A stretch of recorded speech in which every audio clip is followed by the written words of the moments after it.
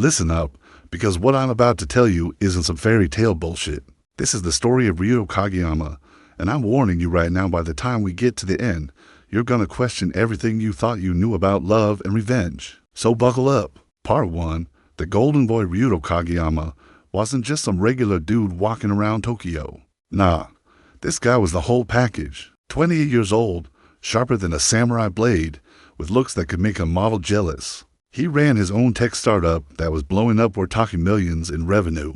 Offices in 3 countries. The whole 9 yards. But here's the thing about Ryuto that made him different from all those other rich pretty boys. He had this darkness inside him. Not the kind you see in movies where some emo kid writes bad poetry. I'm talking about real darkness, the kind that sits in your chest like a caged animal, waiting for the right moment to break free. His childhood? Total nightmare. His old man used to beat the hell out of his mom every single night. Little Ryuto would hide in the closet, hands over his ears, trying to drown out the screams. When he was 12, his mom finally had enough and bounced, leaving him alone with that monster. She didn't even say goodbye. That's when something inside Ryuto broke. Or maybe it didn't break, maybe it just transformed into something else entirely. He learned to bury that pain deep, real deep, built himself up from nothing, made himself untouchable. But that darkness, it never left. It just learned to wear a suit and smile. Part 2. Enter Sakura. Then she walked into his life like a goddamn thunderstorm. Sakura Miyamoto, 25, with eyes like melted chocolate and a smile that could light up the whole damn city. She worked as a graphic designer at a small firm, nothing fancy, but she had this energy about her like she actually gave a shit about life. You know, they met at some pretentious art gallery opening. Ryuto was only there for business connections. Bored out of his mind when he saw her standing in front of this abstract painting, actually laughing at it. "What's so funny?" he asked. She turned to him, eyes sparkling with mischief. "This painting is called The Depth of Human Emotion, but honestly, it looks like someone threw up spaghetti on a canvas and called it art." Ryuto actually laughed. Like, really laughed. Something he hadn't done in years. That was it. That was the moment. They started dating, and for the first time in his life, Ryuto felt something other than that gnawing emptiness.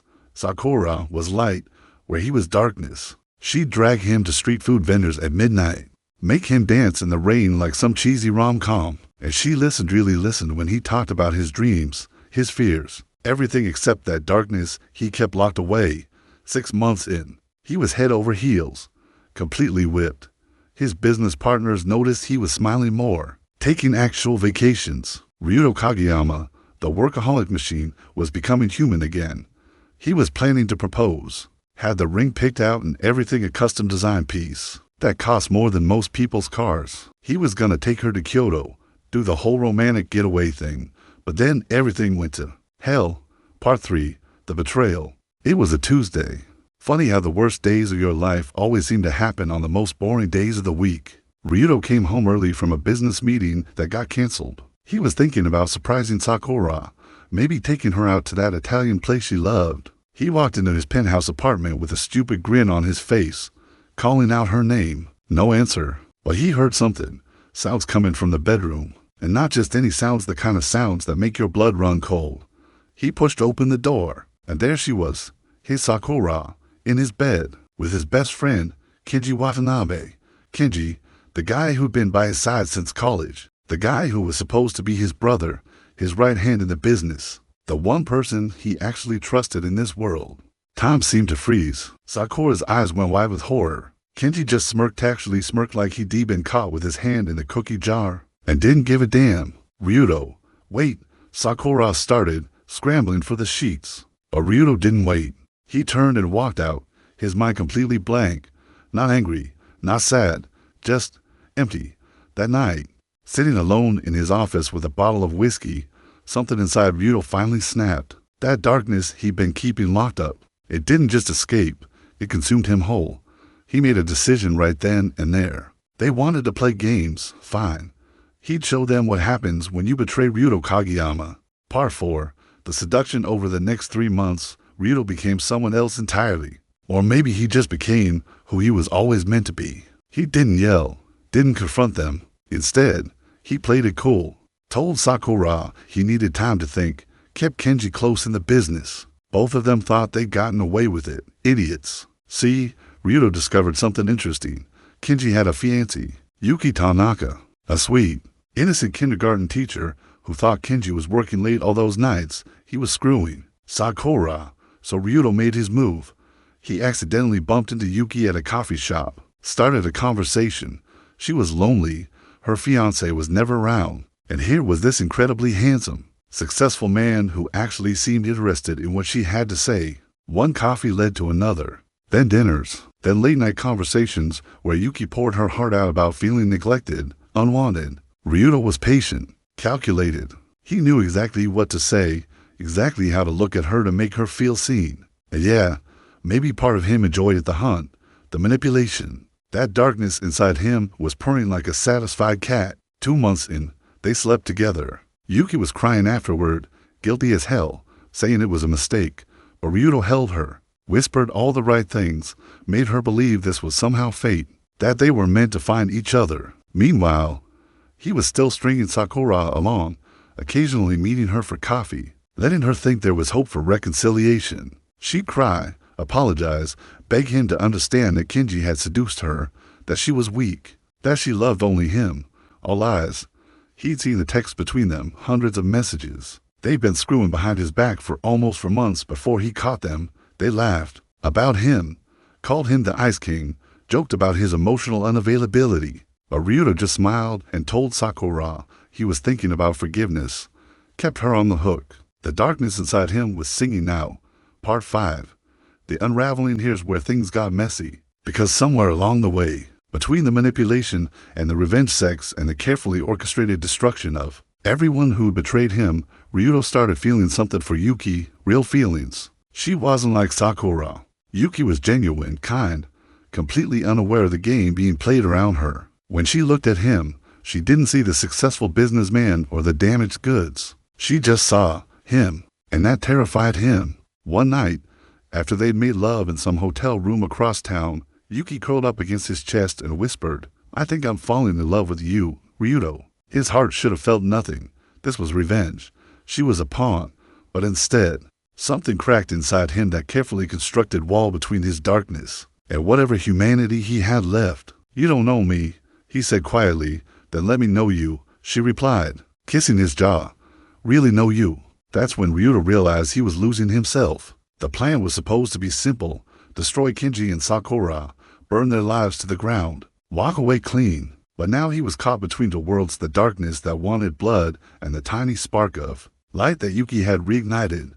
He started avoiding her calls, threw himself back into work. But Yuki was persistent, showing up at his office with homemade lunch, texting him sweet messages that made his chest ache. Then came the night that changed everything. Part 6. The revelation. Kenji found out about Yuki and Ryuto, not because Ryuto told him no. He wanted to savor that moment himself. But Yuki, guilt-ridden and confused, had confessed everything to Kenji, begging for his forgiveness. Kenji showed up at Ryuto's penthouse at 2 in the morning, drunk and furious, pounding on the door like he wanted to break it down. "You son of a bitch," he screamed when Ryuto opened the door. "You did this on purpose. You seduced my fiancé to get back at me." Ryuto just leaned against the doorframe, completely calm. "Did I? Or did your fiancé just realize what a piece of shit you are?" Kenji lunged at him, but Ryuto was ready. Here's a buried rage exploded out of him. They fought like animals in that hallway, blood and broken glass everywhere, until the neighbors called security. When they finally pulled them apart, Ryuto looked at his former best friend and said the words he'd been saving. "You took everything from me.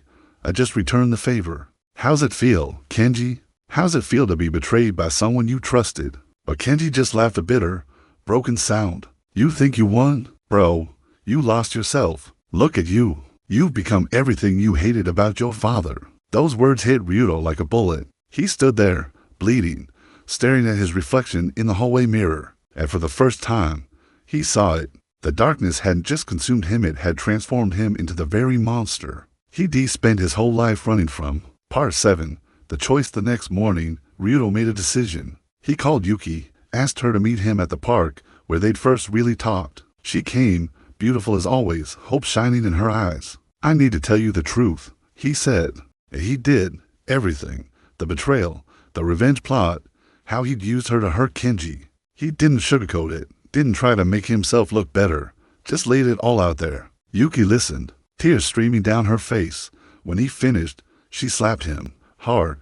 How could you? She whispered. I loved you. I actually loved you. I know, he said. And I think I fell in love with you too. That's the problem. I wasn't supposed to feel anything, but you made me feel everything. She shook her head, backing away. You don't love me, Ryuto. You love the idea of me fixing you, but I can't fix what's broken inside you. Only you can do that. She walked away, and Ryuto let her go. That night, alone in his penthouse, Ryuto stood on his balcony looking out at the city. He thought about his mother, his father, Sakura, Kenji, Yuki, all the people who'd shaped him, broken him, loved him, betrayed him. He thought about that darkness inside him, the one that had driven him to such beautiful, terrible revenge. And he had to make a choice, let it consume him completely, become the monster everyone seemed to think he was, or fight like hell to find whatever light was left inside him. Part 8. The shocking. And 3 weeks later, Ryuto was sitting in his office when his assistant buzzed him. Mr. Kageyama, there's someone here to see you. She says it's urgent. Send her in. The door opened and Sakura walked in, but she looked different, pale, shaking, eyes red from crying. Ryuto, I need your help, she said. He raised an eyebrow. You've got some nerve coming here. Kenji's dead, she blurted out. Time stopped. What? He killed himself last night. Left a note and everything. Her voice broke. The note, it said you were right, that he destroyed everything good in his life and couldn't live with what he'd become. He mentioned you. Ryuto said you'd shown him the truth about himself. Ryuto felt like he'd been punched in the gut. He'd wanted Kenji to suffer, to feel the pain of betrayal. But this wasn't what he wanted, was it? There's something else, Sakura continued, pulling out her phone. I found this on his computer. He'd been investigating you. He found out about everything. She showed him the screen. It was in a mail, unsent, addressed to Yuki. In it, Kenji had written everything, how Ryuto had orchestrated the entire revenge plot, how he manipulated Yuki, how he destroyed their engagement deliberately. But there was more. Kenji had also discovered something Ryuto didn't know. Yuki was pregnant with Ryuto's child. The room spun. She doesn't know yet, Sakura said quietly. I found her medical records in Kenji's files. He was planning to tell her everything, ruin you completely.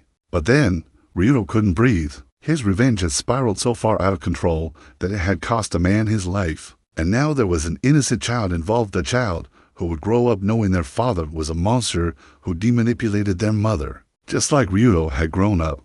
The cycle was repeating itself. Get out, he whispered. Ryuto, get out. When she left, Ryuto collapsed into his chair, head in his hands. The darkness inside him wasn't singing anymore. It was screaming. He'd won. He'd gotten his revenge, destroyed everyone who betrayed him, and he'd never felt more lost in his entire life. Epilogue. 6 months later, the small apartment in Kyoto was nothing like Ryuto's penthouse in Tokyo. It was modest, quiet, overlooking a small garden where cherry blossoms would bloom in spring. Ryuto had sold his company, walked away from everything. He'd left enough money for Yuki in a trust fund. Anonymous, untraceable. She'd never know it came from him. He spent his days in therapy, trying to unpack the darkness that had nearly destroyed him. Some days were better than others. Most days, he felt like he was drowning. He'd written letters to Yuki, to Kenji's family, to his mother, who he'd tracked down in Hokkaido. Apologies that could never be enough. Confessions that changed nothing. None of them had been sent. One evening, as he sat on his small balcony watching the sunset, his phone buzzed. A known number. He almost didn't answer. Hello, Ryuto. His heart stopped. Yuki's voice. How did you? Kenji's lawyer found your letters in his files. He sent them to me. Her voice was soft, cautious. I know about the baby. I've known for a while now.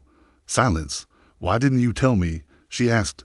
Because I didn't want to trap you with a monster. He heard her sigh. You're not a monster, Ryuto. You're just a man who let his pain turn into darkness. We all have that capacity. The question is whether we choose to fight it or let it win. I don't know if I can fight it, he admitted, his voice breaking. I don't know if there's enough light left in me. Maybe not, she said. But our daughter is going to need a father who tries. Not a perfect one, just one who tries. Daughter, he was going to have a daughter. I'm not asking you to be in my life, Yuki continued. I'm not even sure I can forgive you. But this child deserves to know where she comes from. She deserves a choice you never had. Ryuto closed his eyes, tears streaming down his face for the first time in years. I'll try, he whispered. God help me, I'll try. That's all I'm asking. When they hung up, Ryuto sat there for a long time, watching the sun sink below the horizon. The darkness was still there inside him. It would probably always be there. But maybe, just maybe, there was a sliver of light trying to break through. He thought about his daughter growing inside Yuki, a little girl who would never have to hide in closets, who would never have to choose between darkness and light because maybe, just maybe her father could show her it was possible to live somewhere in between. The question wasn't whether Ryuto Kageyama had lost himself. He had. The real question was whether he could find himself again before it was too late. And honestly, even I don't know the answer to that one. The end.